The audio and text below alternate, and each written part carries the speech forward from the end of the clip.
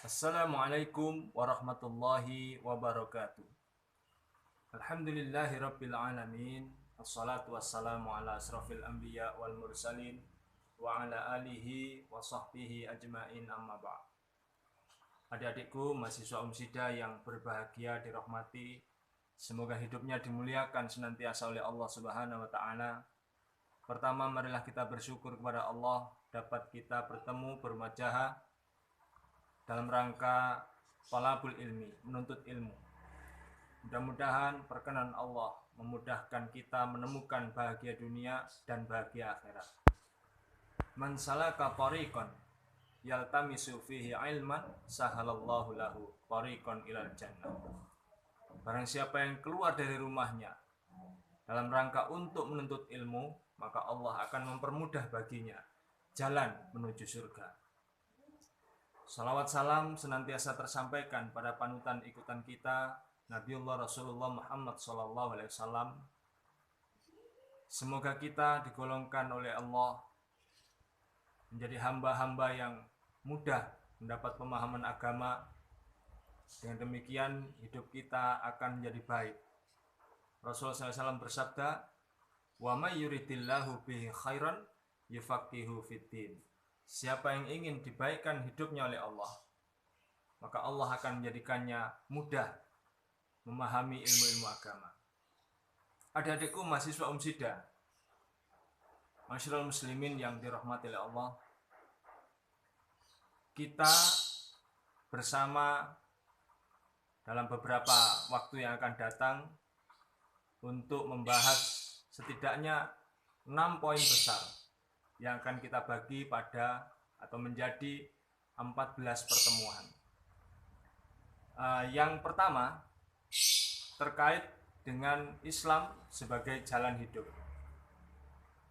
Nah, semakin hari makin kesini Islam makin diketahui kemuliaan dan kehebatannya.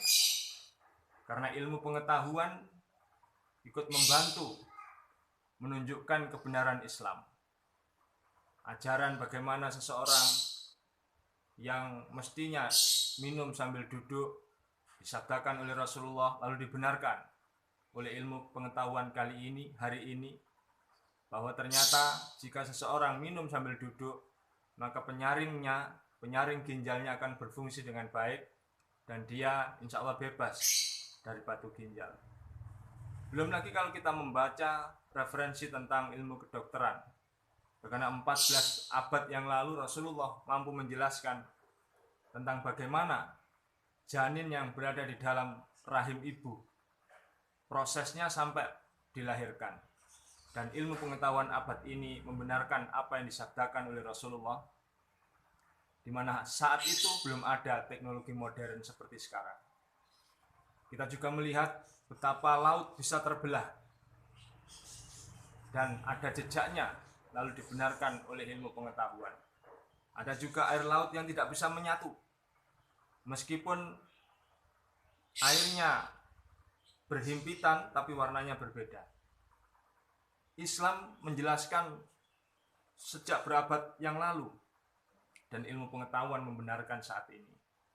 Maka berbahagialah menjadi muslim, dan pembahasan kita yang pertama itu akan menyemangati kita untuk makin menemukan bahwa tidak ada yang kontradiktif dari ajaran Islam untuk diterapkan kepada kita manusia. Kalau ajaran Islam mengatakan fitrah manusia itu berpasang-pasangan, maka Islam tidak melarang manusia untuk mendapatkan pasangan hidupnya, berkeluarga, berkembang biak, tetapi Islam mengatur, bukan melarang. Islam tidak pernah melarang umatnya untuk menikmati hidangan-hidangan alam yang diberikan padanya. Tidak diharamkan makanan dimakan di waktu-waktu tertentu. Tapi Islam mengatur, ada puasa, yang kemudian puasa itu dibenarkan oleh ilmu yang mutaakhir saat ini sebagai salah satu cara tubuh kita mendetoksifikasi untuk menjadi sehat. Nah, karena itu Islam sebagai jalan hidup akan kita pahami pada bab yang pertama. Yang berikutnya kita akan membahas tentang eksistensi manusia. Siapa diri kita? Pepatah mengatakan, man arafa nafsahu arafa rabbahu. Siapa yang mengetahui dirinya, dia akan mengenal siapa Tuhannya. Dengan mengenal diri kita, kita akan pandai meletakkan diri. Bagaimana saya bersikap sebagai hamba, dan kita juga hidup bersama yang lain.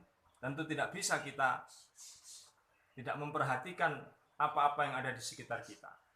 Maka pada bab yang berikutnya, subbab besar yang berikutnya, kita akan membahas hubungan antara manusia dengan manusia yang lain, hubungan antara manusia dengan makhluk Allah yang lain, binatang, tumbuhan, dan hubungan manusia dengan alam semesta. Bagaimana kita sebagai khalifah fil ard, wakil Allah di muka bumi ini, kemudian tahu diri sehingga bisa menyikapi hidupnya bersama yang lain, bersama makhluk-makhluk Allah yang lain, sampai muncul harmoni yang harmonis, kehidupan yang harmonis antara manusia dengan manusia lain, manusia dengan lingkungannya, manusia dengan alamnya, dan paling utama adalah manusia dengan rohnya. Berikutnya kita juga akan membahas betapa pentingnya seseorang kemudian memiliki pegangan hidup berupa iman. Peneliti besar bernama William James, dia meneliti negara-negara maju, negara-negara terbelakang, negara-negara berkembang, semuanya diteliti. Dan dia mendapati satu kesimpulan. Dalam bahasa mereka, dalam bahasanya dia mengatakan, belief is one of the force by which man life and the total extent of it man collapse. Belief is one of the force. Iman atau keyakinan itu adalah sumber kekuatan yang paling dahsyat. Jika seseorang telah memiliki iman, maka dia bisa hidup dalam segala situasi dan kondisi. Baik dia dalam keadaan berjaya ataupun mereka dalam keadaan berduka. Tapi berbeda dengan negara-negara maju yang dalam penelitian William James dimungkinkan mereka yang memiliki fasilitas hidup yang baik, ilmu pengetahuan yang mapan, bisa hidup bahagia. Ternyata justru tidak. Di benua Amerika pernah terjadi 150 orang mati bunuh diri bersama karena hidupnya merasa tidak bahagia. Justru bahagia itu mereka dapatkan dari iman. Maka benar yang disampaikan oleh Allah. A'udzubillahi minasyaitonirrajim. Wa man amana wa aslaha fala khaufun 'alaihim wa lahum yahzanun. Siapa yang beriman terus-menerus memperbaiki keimanannya, maka tidak akan pernah ada di dalam hatinya perasaan khawatir dan dia tidak pernah takut. Mudah-mudahan iman kita menjadi iman yang menyelamatkan dan mengamankan. Di dunia bisa ada, wa fil akhirati bil jannah wa najata minan nar. Membuat hidup kita di dunia bahagia, di akhirat kita mendapatkan surga dan dijauhkan oleh Allah dari api neraka. Berikutnya nanti kita akan membahas tentang hal-hal yang bisa merusak iman. Karena iman kita yang mestinya kita jaga dan bernilai paling tinggi, sehingga ketika Nabi Musa berkata, "Ya Allah, ajarkan kepada saya satu kalimat yang dengan kalimat itu saya tidak perlu lagi belajar yang lain." Katakan olehmu wahai Musa, "Qul ya Musa, la ilaha illallah." Katakan olehmu wahai Musa, la ilaha illallah. Ya Allah, kalau itu saya sudah tahu. Allah mengatakan, jangan kamu remehkan wahai Musa kalimat la ilaha illallah, karena seandainya la ilaha illallah yang mewakili iman itu kamu letakkan di satu daun timbangan, lalu dunia dan seisinya, langit, bumi beserta isinya kamu letakkan dalam daun timbangan yang lain, lalu kamu timbang, maka la ilaha illallah akan memberikan bobot yang lebih besar. Maka menjaga iman itu penting, dan kita harus tahu apa-apa yang merusak iman. Yang akan kita pelajari diantaranya syirik. Syirik bisa merusak iman, menghapuskan segala pahala kebaikannya.